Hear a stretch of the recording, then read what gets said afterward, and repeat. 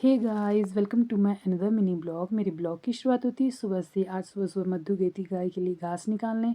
उसके बाद आ गई थी आज सुबह सुबह आनू खेलने। तो मैं थोड़ी देर आनू के साथ खेल रही थी क्योंकि बाकी सारे बच्चे स्कूल चले गए थे।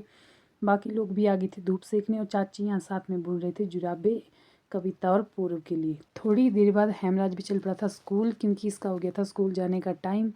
फिर हो गए थे मम्मी जी भी तैयार और मम्मी जी भी चल पड़ी थी स्कूल क्योंकि इनका भी स्कूल जाने का टाइम हो गया था। साथ में जा रहे थे पीछे से दादी और मामी, ये लोग जा रहे थे मनरेगा के काम।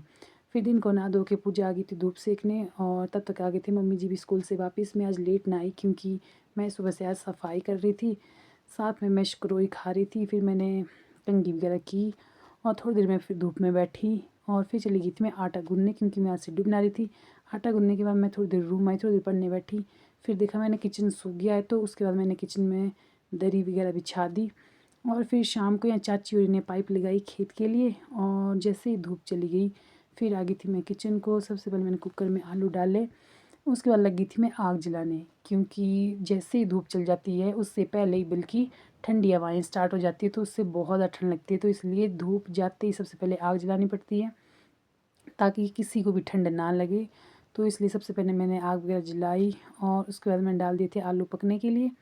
और फिर निकाला था मैंने यहाँ स्टीमर क्योंकि स्टीमर में लगाना पड़ता है तेल ताकि जो हम सिड्डू बना रहे हैं वो इसमें चिपके ना। उसके बाद मैंने सिड्डू वगैरह बनाए फिर डाल दिए थे मैंने चूल्हे के ऊपर पकने के लिए। उसके बाद कम से कम 15 मिनट तक हमने सिड्डू डाल दिए पकने के लिए और उसके बाद पक के हो गए थे सिड्डू तैयार।